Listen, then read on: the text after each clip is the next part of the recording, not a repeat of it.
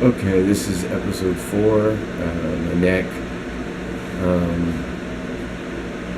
I'm going to start off with the one in the very front, which was probably maybe my 6th, 7th tattoo, I don't know, but the first one on my quote-unquote neck. I remember making a conscious decision that I didn't want it to go all the way up my neck because I wasn't prepared for that yet. You still gotta go to work, all that kind of shit, so I figured, fuck it, I could wear a collared shirt or whatever and cover most of it. So I went about halfway up my neck on that tattoo, and I still fucking love this fucking tattoo. It's one of my favorites. It's definitely a gem, and it's right in the front, and that's why I got it there. For that reason, I remember when I got it at the Body Art Expo in Pomona, the person that was working for the artist gave me some shit, some snarky comment about it not, or it looking great where I wanted to put it. It's right in the front, and it is what it is. If you don't like it, then I need to know that, because then I don't need to talk to you. But that's kind of the whole point of the fucking thing. You don't like it, then good, I'll avoid you, or at least that's the way that's going to be, because you're that kind of person. So I love that tattoo. I'll start off with that one. The one above it is very important to me, and then the rest of it pretty important to me. So I'm just going to show it, and then I'll describe it in the picture.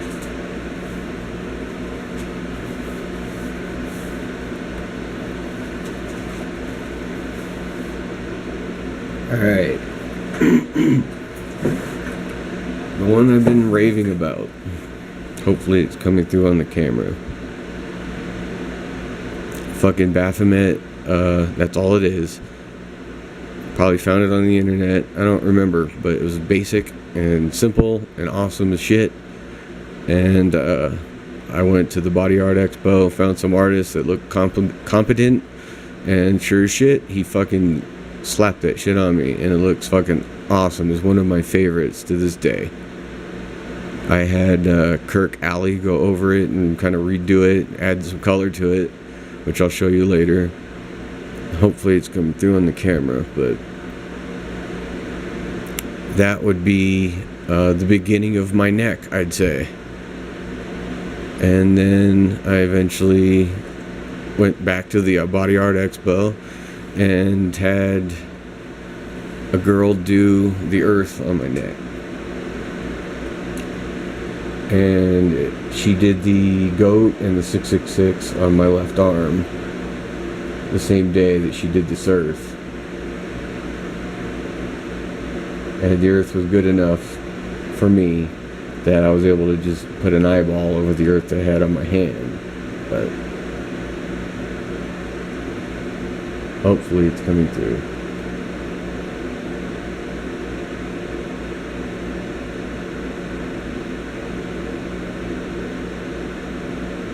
Eventually, I met a girl who did the black and gray skull on the side of my neck.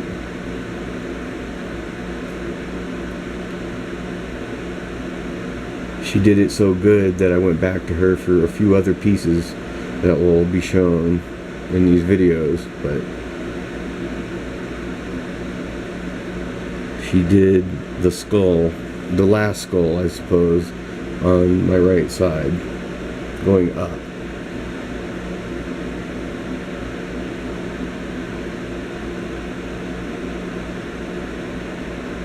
And she did the eyes, my wife's eyes, on the front.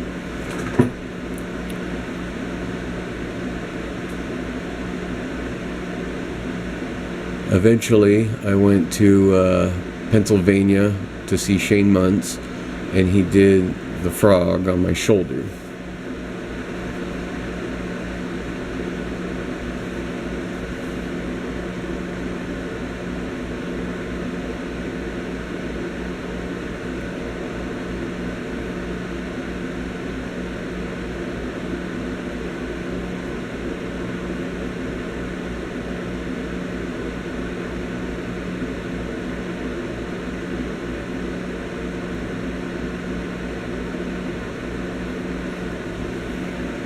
So with Shane doing the frog on my shoulder,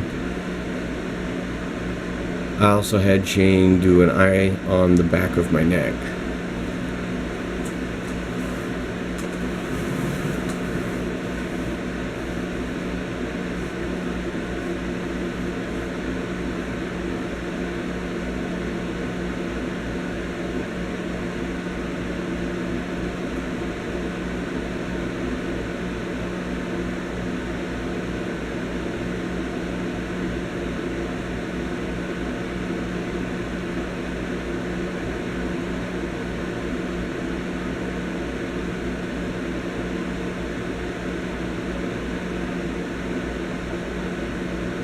Alright.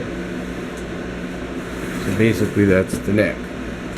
I will go through the pictures, try to do what I can to describe what it is story-wise behind all the shit. But hopefully that shows up good enough on video so you can actually see what it looks like in person.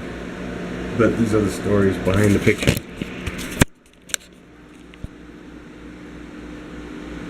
That picture was taken the day I got that done. Body Art Expo, Pomona, California. Still unbelievably stoked about that fucking that tattoo. I love that tattoo. It's the first thing you fucking see, no matter what kind of shirt you're wearing. The frog that Shane did originally was an epic frog. It was really good. Poison arrow dart frog. Blue jeans dart frog, I believe they call it, because it's got blue legs, but it's a little frog, but it'll fucking kill your ass. And it's a cool ass little reptile amphibian. I love it. I'm in love with animals and shit, so thus the earth and all that. Again, the earth, the first earth I got on my neck by that girl who did the goat and the 666 on my left arm. She did a pretty decent fucking earth. And so then I met that girl Helen, who did the suffer skull on my right arm or right neck. But after that, she did my wife's eyes and some space around the earth.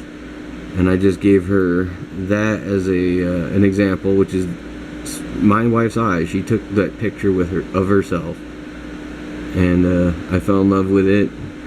And for a reason, her eyes are going to be on my fucking neck, and I'll tell you in the next episode why that's important. But I love her, and I got her eyes put on my neck, and Helen did a great job. That was the day she did it. She was working on the sun at that point, and it came out pretty good. She added some space, but left it kind of stopped right there at my neck, top of my neck.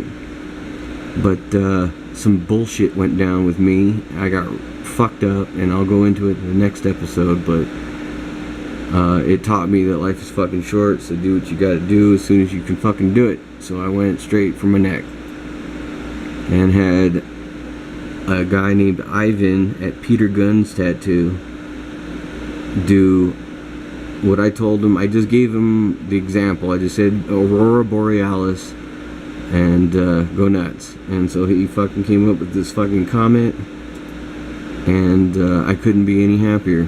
To this day, it still fucking shines pretty bright. It's got purple and fucking orange and yellow, all the colors I fucking wanted. The earth has the green and the blue. Yeah, I'm fucking stoked about the color side of my neck. And I walked around like that for maybe 2 or 3 years before I finally filled in the other side. I had Shane Munce call me, or I called him and asked him what I should do with my neck. Oh no, never mind, I'm skipping ahead already. Helen did a tattoo that I still love as much as the one on the front of my neck. That was the example I gave her. I had just gone through some really fucked up bullshit, and I was fucking depressed as a motherfucker. And Suicide Silence pretty much just fucking described exactly how I felt at the time. And so I took that example with that word that fit so well for me and still does, and Helen fucking busted some shit on me. She exaggerated the tongue, made it look fucking even better. The font of the Suffer, I love that shit. I'm a fan of font. I don't know what to say. And then of skulls. And then she fucking nailed the skull. And so I was a fan from there on. So she did my wife's eyes and the space. And some more, which I'll get to. Shane Munce. He came to Anaheim, California at some point, and I had him do the rest of my neck, and he suggested a Suitcase Baby by H.R. Giger, and fucking Giger's the shit, and Shane's a sick-ass artist, so I said go nuts, and he fucking did it up.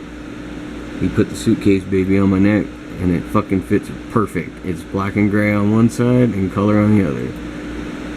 Sick ass art. He did a great job. And the back of my neck had already been done when I was a lot younger. Slipknot S, as I'm a fucking metalhead and I love everything almost metal. So I had the S and a couple eyes done with some biomech shit going on. And Shane has tattooed Corey Taylor from Slipknot and a few members from other bands, and it's just fucking, he's a sick ass artist, and obviously fucking metalheads know it. So I said, fuck it, you can cover my Slipknot S with a sick ass eyeball. So he put a crazy ass demon eye on the back of my neck, and I was happy as fuck with it. But I got it all fucked up because I went out in the sun a couple times, and so it just faded. And I met Kirk Alley, who's a sick-ass artist, and you saw what he did with my hand, so I had him do that to my neck. That was Shane's eye, the day I had it fucking covered by Kirk, and then that's what it looked like the fucking second he finished. There's no fucking Photoshop, none of that shit. He took the picture. I had my neck forward right there. Showed me on the phone as soon as he took it. And so that's why Kirk Alley is a fucking sick ass artist. He did that shit, and I hope it still looks close to like that at this point, but I guess I'll see when I watch this video. Finished. I finally finished.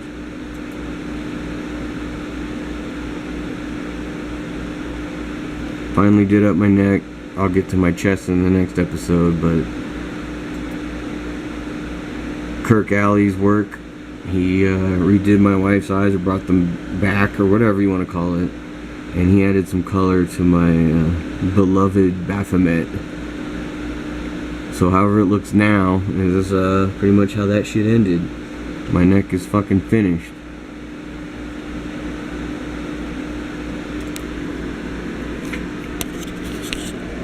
So that would be episode 4 of my neck.